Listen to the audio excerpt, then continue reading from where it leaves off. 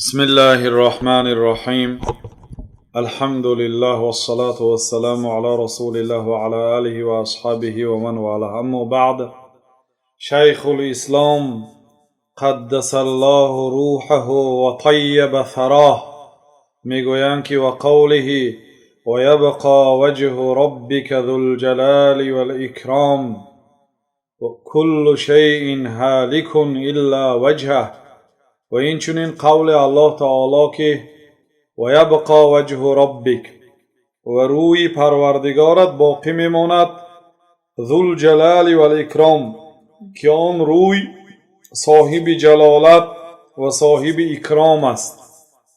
روی الله سبحانه و تعالی روی بزرگ هست، صاحب جلالت هست و این صفت روح است. و الاکرام روی هست که اکرام میکند پیغمبرها را و شخصان صالح را. وجه ربک، روی پروردگارت گفت، اثبات صفت روی به الله تعالی.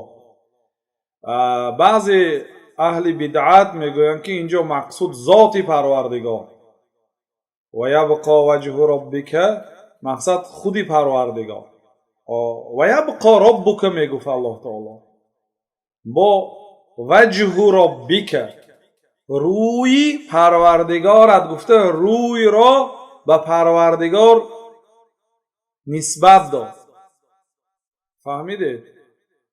حالی بعضی ها گفتن که پروردگار گفتن، خدا گفتن اجازت است یا نه، این یک بحثی کلانه ده که پروردگار، آخی ما خود نباشد به زبان عربی گپ زنیم، ما نیم همه چیز ترجمه نکنیم. ربون پروردگار، رب هذه البلدة الطیبه، پروردگار این شهر کیست؟ پروردگار یعنی صاحب، مالکی مثلا همین تلفن من هستم، مثلا الله تعالی مالک آسمان ها و زمین ها و مالک من و مالک اون چیزی که من مالک اون هستم هست. مالک ترجمه آدم مفهوم مالکش چی نفهمیدم و مالک ترجمه میکنیم صاحب ملک. آخر وقتی که ما پروردگار گوییم یا خدا گوییم، این معنی اینا ندارد که ما اینا در جمله نامهای پروردگار در آوردیم. ولله الاسماء الحسنى فادعوه بها.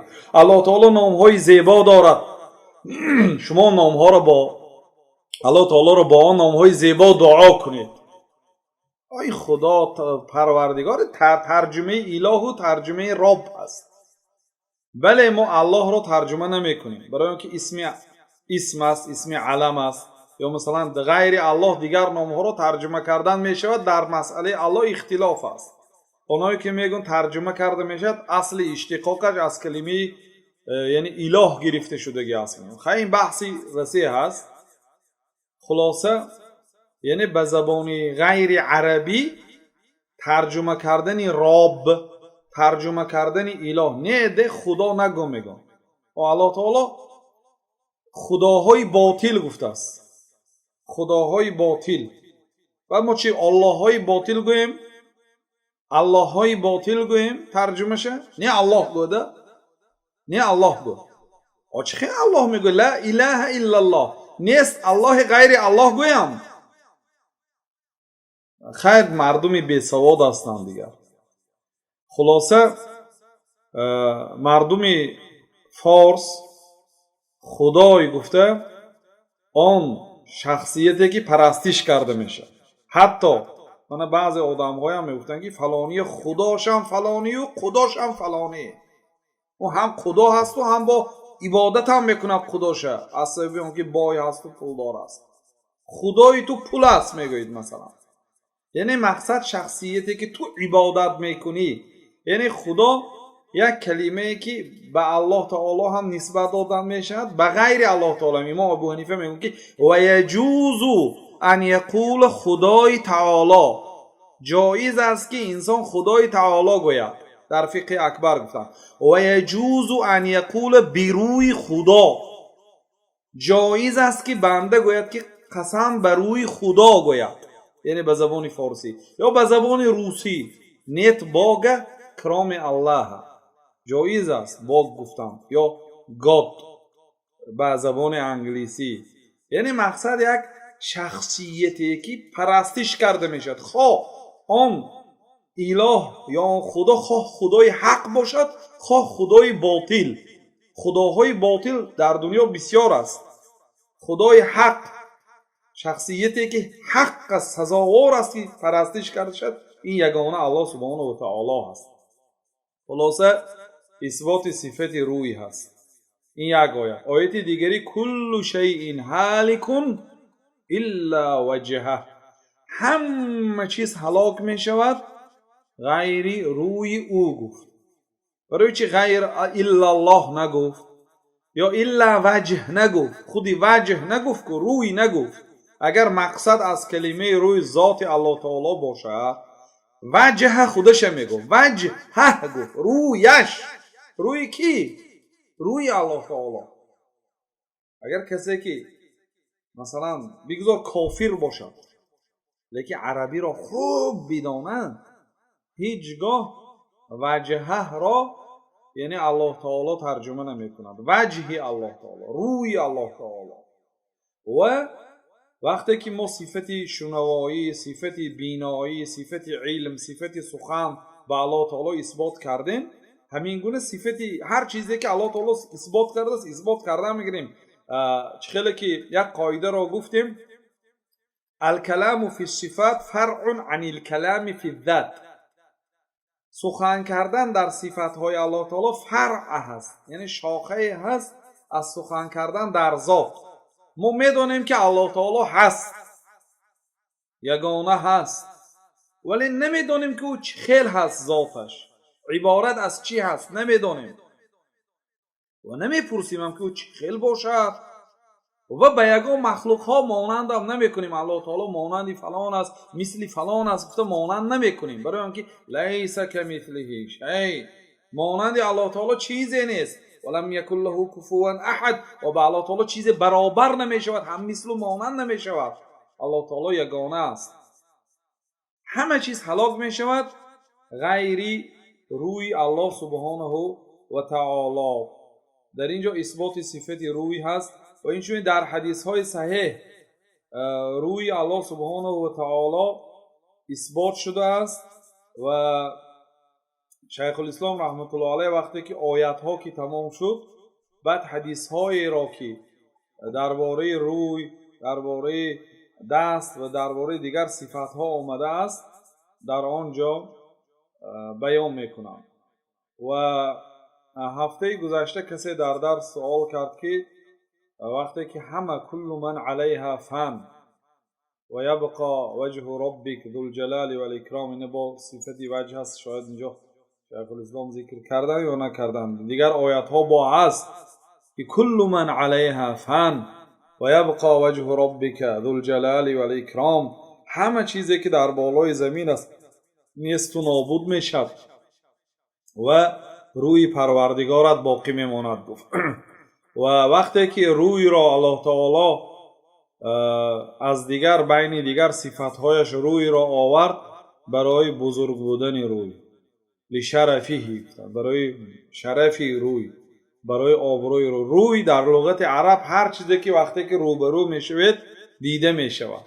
در روبروتون وقتی که به روی شخص نظر میکنید یعنی آن همان روی حساب میشود. هر چیزی که در روبرو به چشم شما میرسد. و اینچنین در حدیث ها آمده است که دیگر جای تعویل نیست. پیامبر صلی الله علیه و سلم در دعاهاشون میگفتند که و شق سمعه و بصره، مبارک از ذات است که رویم را آفرید و چشم و گوشهایش را به دو طرف تقسیم کرد. چشم و گوش را به روی نسبت دادم. خب و قوله ما منعك ان تسجد لما خلقت بيدي. یا مسئله دیگر که کسی گفتیم که اهل جنت هم نیست و نابود میشن، چون که الله تعالی همه نیست و نابود میشد غیر الله تعالی گفتیم که نه، اهل جنت نیست و نابود نمیشن، جنت نیست و نابود نمیشد، برای آنکه الله تعالی استثناء کرد. در سوره زمر الله تعالی میگه که و نفخ فی الصور فصعق من فی السماوات و من فی الارض الا من شاء الله. وقتی که به سور دم انداخته می شود، حضرت اسرافیل در دهانش سور هست، همیشه چشمش به آسمان، فرمان پروردگار رو از روزی که الله تعالی آفریده است منتظر است. کی الله تعالی مرا امر میکند؟ گفته چشمش به بالا هست. این دلیل میگه الله تعالی در آسمان است، در بالا هست. و وقتی که الله تعالی به اسرافیل امر میکند که به سور پوف کند، و نفخ فی الصور، وقتی که به سور نفخ کرده شد، پوف کرده شد، فصعق من فی السماوات، آنهایی که در آسمان هستن همه بیهوش میشن، میمیرن. و من فی الارض، و آنهایی که در زمین هستن، الا من شاء الله، غیر آنهایی که الله تعالی خواست. یعنی آنها نمیمیرن، آنها بیهوش نمیشن، میمونن. ثم نفخ فیه اخرى، ثانی مراتبه دویم به سور دم انداخته می شود.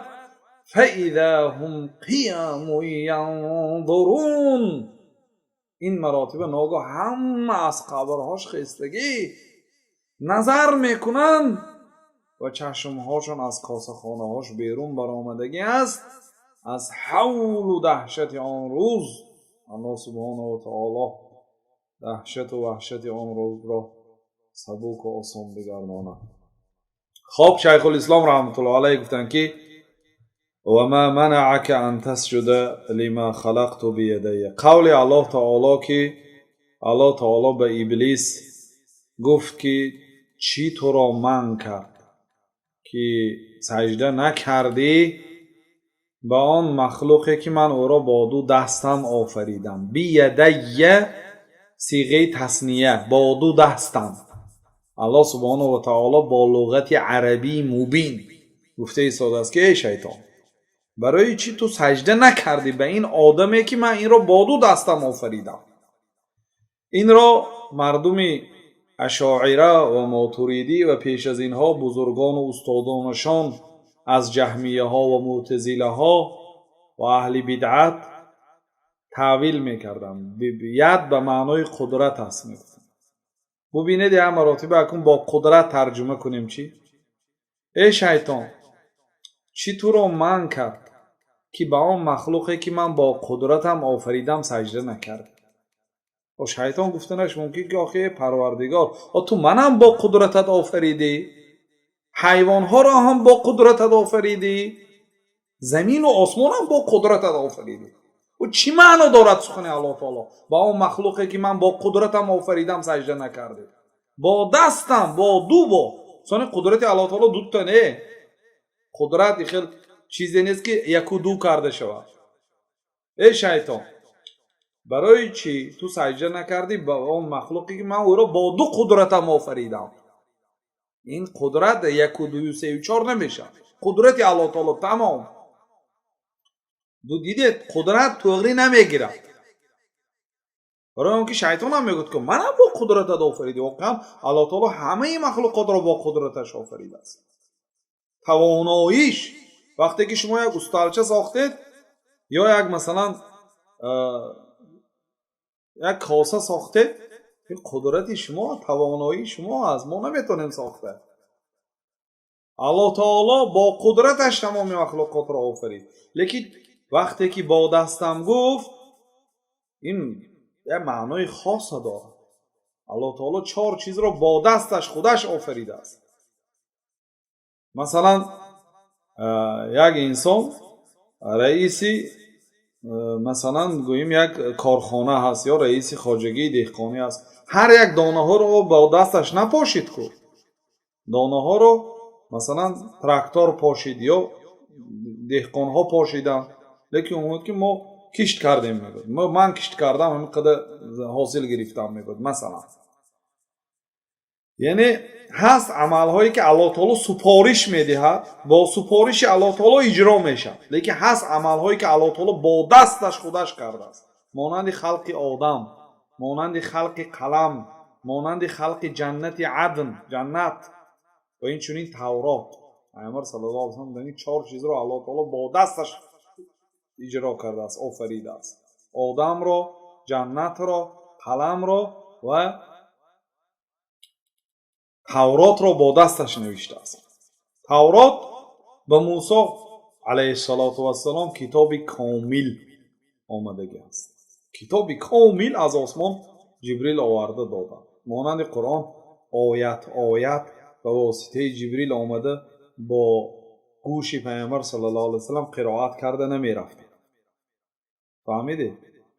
خلاصه الله تعالی آدم را با دستش آفرید. ولقد کرمنا بنی آدم، در حقیقت ما آدم و فرزندان آدم را اکرام کردیم.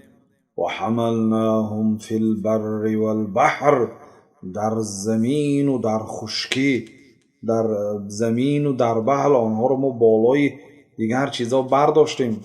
در بحر بالای کشتی میشیند، در زمین بالای اسب و شتر و خچیر و هواپیمای و دیگر اتومبیل و اینها میشیند. ما او را اکرام کردیم. واقعا الله تعالی آدمی را اکرام کرد، او را با دست خودش آفرید. خب بعضی اهل بدعت میگن که قدرت تغری نگرفت، با ترجمه نعمت میگن. دست به معنای نعمت آمدگی است در لغت عرب. بنابراین وقتی که حضرت ابوبکر یک کافر در نزد پیامبر صلی الله علیه وسلم حقارت میکنن، میگن که امسس بذر اللات، با این شرط و شروط هایت میگن بذر لات بمک میگن. بذر لات این خدای زنانه، صیغه زنانه زنک بود. لات هیکل همونه وقتی که میمورد مشرکای عرب میسازن، نه همونه عبادت میکردن. اون لات زنک هست، همون لات گفتن همون فرجشه بیمک. با این شرط و شروطات در صلح حدیبیه شرط ها مونده پیامبر صلی الله علیه وسلم. وقتی که حضرت ابوبکر همین گونه جواب دادن، اون آدم گفت که والله ابوبکر گفت اگر در زمانی پیش از مسلمانیت به من دستی نعمت نمی داشتی، کمکی مالی نکرده بودی، امروز من به تو جواب میگردانم.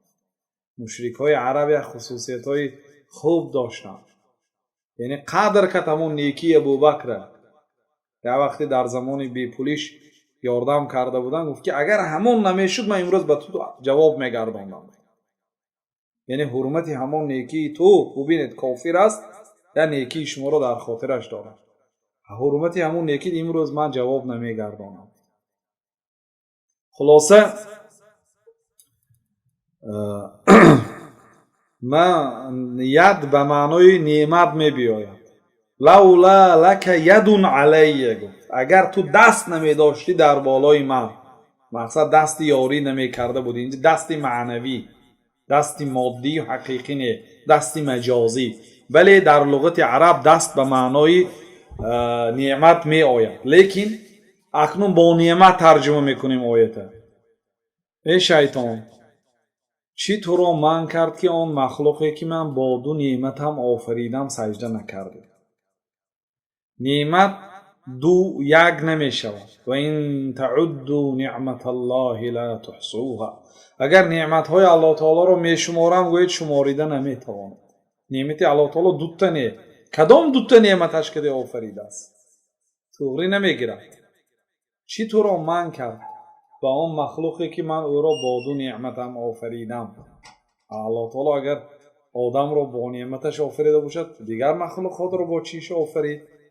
یعنی تغری نمیگیره. یگان دلیل نیست که با نعمت آفریده باشد. این سخن درست نمیگیره، نه به زبان عربی، نه به ترمین قرآن و نه به آن ذاتی که بهترین سخن کننده است. این سخنی بی‌معنا هست. من تو را با دو نعمتم آفریدم، نمیشه. بنابراین بعضی بزرگان اشعری ها صفت دست را اثبات کردند، گفتند که الله تعالی دست دارد، چه خیلی که به خود لایق و مناسب است، چه خیلی که سلفی صالح دست را اثبات کردند. بعضی بزرگان اشعری ها اثبات کردند، اما بیسواداشان با همین در همین قول ما این قول به هیچ جا تغییر نمیگیرد. نعمت قدرت با دیگر جاهایی هست که الله تعالی دستی راست و دستی چپ گفته است. و کلتا یدی ربی یمینون، پیامبر صلی الله علیه و سلم که هر دو دستی پروردگاری من راست است گفتم. وقتی که گفتن که یکی شما اگر یه دانه خرما صدقه کند الله تعالی اون را با دستی راستش قبول میکند. ثانی در دوامش گفتن که وکلتا یدی ربی یمینون، هر دو دستی پروردگاری من راست است گفتن. برای چی؟ برای اینکه وقتی دستی چپ گوییم در ذهن بشریت همین خیلی میآید که دستی چپ بی‌قوت‌تر از دستی راست. برای این پیامبر صلی الله علیه و سلم گفتن که هر دو دستی پروردگاری من راست است گفتن. راست خیر و برکت، راست یعنی دستی که از وی فقط خیر میبارد و در آن برکه هست. دستی چپ ضعیف است. بنابراین هر دو دستی پروردگاری من راست است گفتن. و این صفت دست است، صفت نعمت و قدرت، نه راست و چپ. این چون این انگشت ها آمد از در صحیح بخاری، انگشت ها، انگشت این صفت دست است. الله تعالی میگه که و ما قدر الله حق قدره، الله تعالی حقیقی قدر نکردن این مردم. و ما قدر الله حق قدره والارض جمیعا قبضته یوم القیامه، زمین با تمام موجوداتش در قبضه پروردگار است روز قیامت. قبضه صفت دست است، قبضه صفت نعمت نیست که نعمت ترجمه کنید. قبضه صفت دست است. این چون این انگشت ها صفت دست است. نعمت انگشت ندارد، نعمت قدرت انگشت ندارد، راست و چپ ندارد، نعمتی راست و نعمتی چپ، قدرتی راست و قدرتی چپ ندارد. بنابراین با عقل های اشعری ها صفت دست و صفت علو، صفت عالی بودن الله تعالی، در بالای عرش بودن الله تعالی را، همین دو صفت را با عقل های اشعری ها اثبات کردن. برای آنکه در کجایی که روان روست میمانند، دلیل ندارند دیگر. اگر در حضور مردم اگر مناقشه کنند و جدال کنند دیگر مات میشوند. بنابراین اثبات کردند که الله تعالی در بالای عرش است، خیلی که به خود لایق و سزاوار است، و الله تعالی دست دارد و اون دست هم دو دست است. و قالت الیهود ید الله مغلوله، آیت دیگری یهودا گفتن که چنین یهودا نیستن این اشعری های ماتریدی ها، شرم دارید.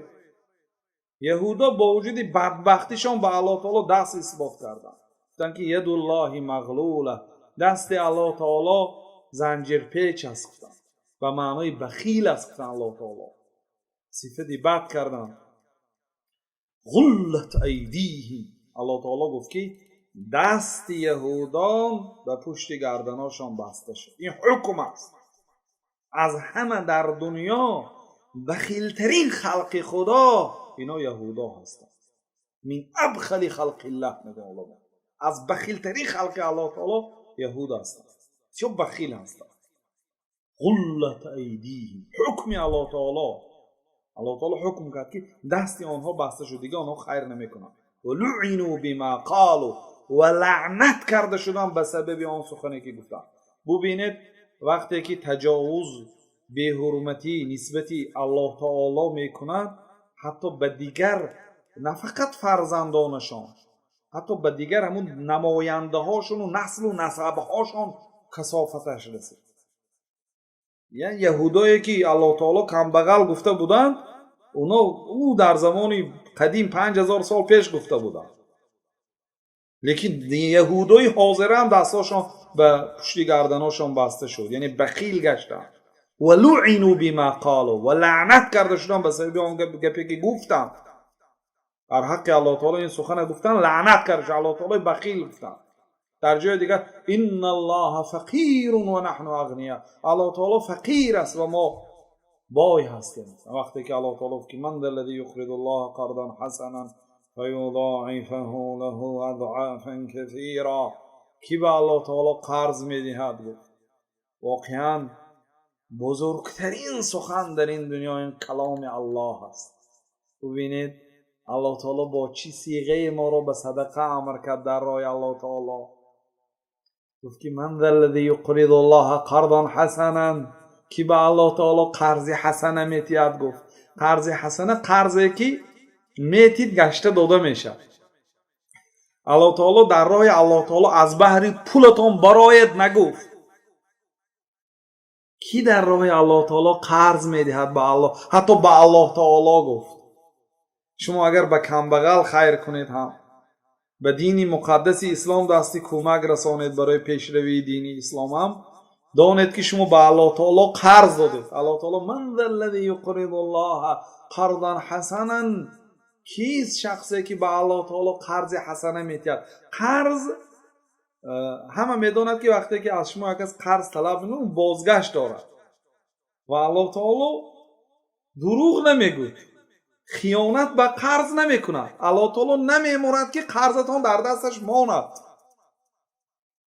کیست شخصیت غیر الله تعالی که با دل پر به وی قرض میدید؟ قرض میدید به یک مخلوق بگذار تقوادار باشد، ممکن بیچاره کمبغل میشه داده نمیتوند، دادن میخواهد داده نمیتوند، یا میمورد قرض در او میماند. الله تعالی ثانی یا ممکن خیانت کند، ممکن در روی و در مثلا ظاهر به تقوا باشد لیکن در باطن با مقصد گرفتن مال شما پول شما را گرفت قرض گرفت نمیتید. من ذا الذی یقرض الله قرضا حسنا، کی به الله تعالی قرض حسنه میتید؟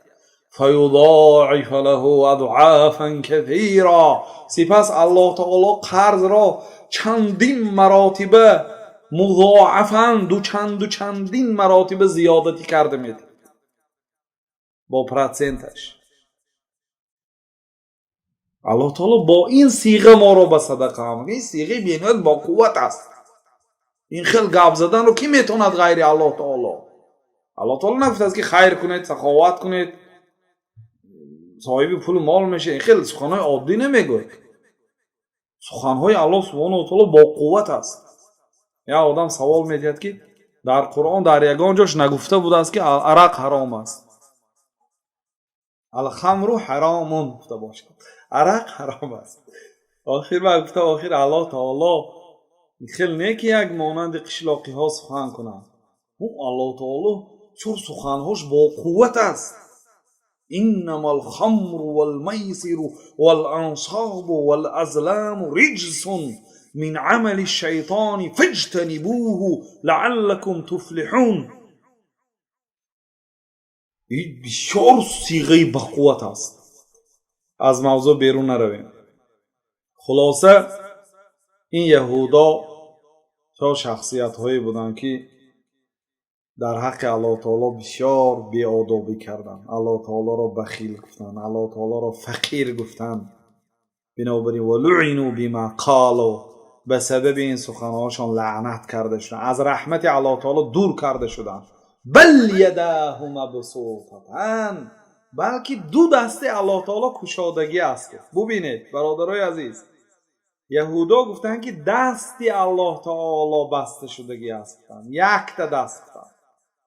برای آنکه وقتی که آنها که الله تعالی را بخیل وصف کردند، اگر دو دستی الله تعالی گویند این صفت بزرگتر است. وقتی که خواهید که پس زنید با صیغه مفرد میبیارید، تنهایی دستی الله تعالی بستگی است. یعنی یک دست خیر کننده دارد، مثلا یک آدم همون هم بستگی هست، خیلی یاد به همین معنا. یعنی که این سخناشون مقصد مرادشون از این سخن این که الله تعالی بخیل است گفت. ولی وقتی که الله تعالی به سخن آنها رد گردانید با صیغه تثنیه جواب داد. ببینید بل یداه مبسوطتان، بلکه هر دو دستی الله تعالی گشادگی است. نگفت نعمت، هر دو نعمت ترجمه کرده بینید، هر دو قدرت ترجمه کرده بینید، نمیشه. بلکه هر دو، اگر دستی الله تعالی از دو تا زیاد میشد همشه میگفت، لیکن دو تا که هست بل، چون که جای مقامی بیانی سخاوت الله تعالی است. اگر انسان با دو دست خیر کند بسیار خیر میکنه، یا با یک دست، با دو دست اگر دستی زیاد میداشت همشه میگفت. الله تعالی گفت که بل یداه مبسوطتان، بلکه دو دست الله تعالی کشاده است. ينفق کیف یشاء، چی خیل خواهد همون خیل نفقه میکند، خیر میکند الله سبحانه و تعالی. یعنی اینجا اثباتی دو دست به الله سبحانه و تعالی. این دو آیت درباره صفت دست است. انشاءالله باز شیخ الاسلام رحمت الله علیه در پایان حدیث های صحیح که پیامبر صلی الله علیه و آله درباره دست و اثبات صفت دست گفتن میبیارن و ما صفت دست الله تعالی رو اثبات میکنیم.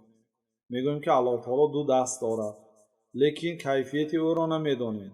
به عظمت و جلالت و بزرگی الله تعالی مناسب است آن دو دست و دستی هر یک مخلوقات به خودش مناسب است. دستی در از دستی ماهی فرق میکند، دستی انسان از دستی مار فرق میکند، دستی مرغ از دستی مثلا دیگر مخلوق فرق میکند. مادامی که دست نامیده شد معنای این ندارد که همش یک خیل است.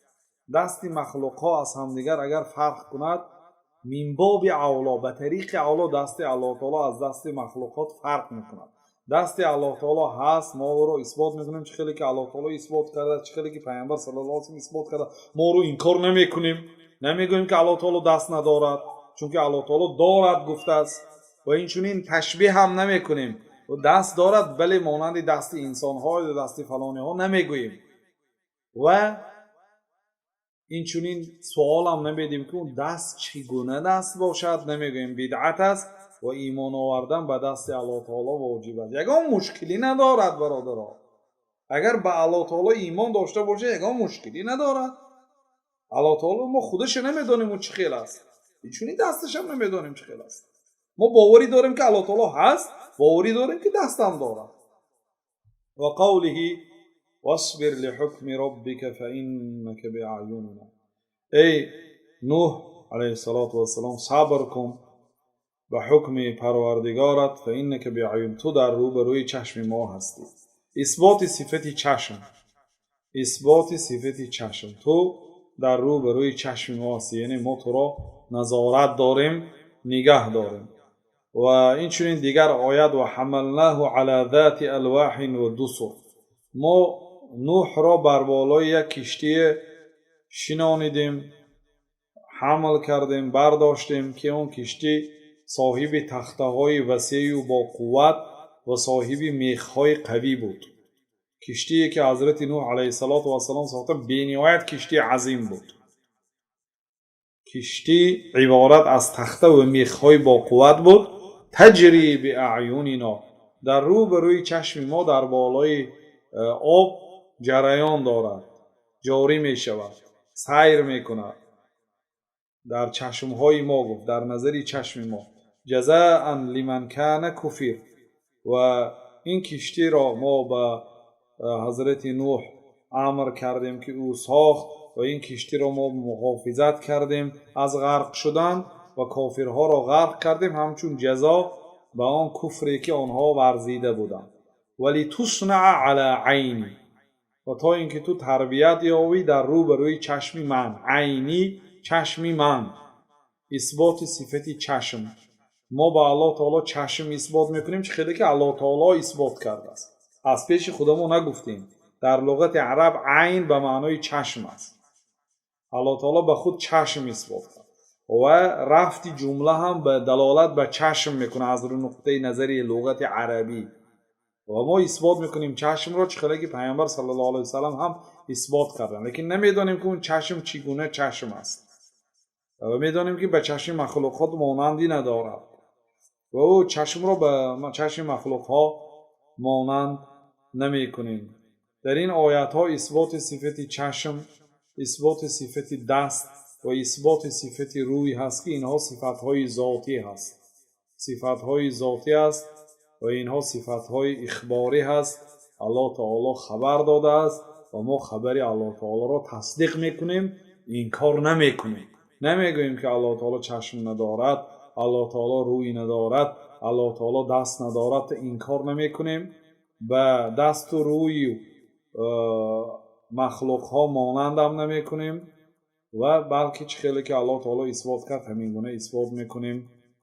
الله تعالی علم نافع و عمل صالح و با فهم صحابگان و تابعین فهمیدن قرآن و سنت را برای هر یکی ما و شما نصیب روزی گرداند.